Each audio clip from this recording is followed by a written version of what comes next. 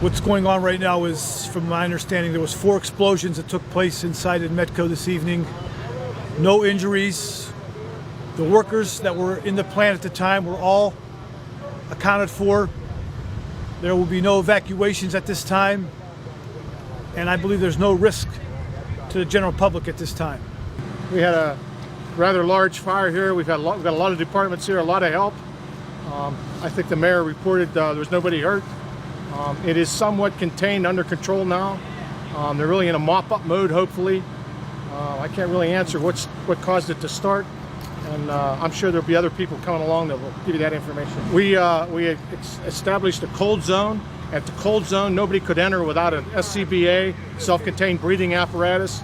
No personnel down in there other than employees and fire personnel with a breathing mask on. Could not enter. We didn't want anybody down in there, nobody hurt. And that was the key, nobody was hurt. This type of fire you do not want to use water on. I know they use the backhoes and bulldozers to kind of contain it into an area and kind of let it burn itself out. I can't really answer what they actually used on it to put it out.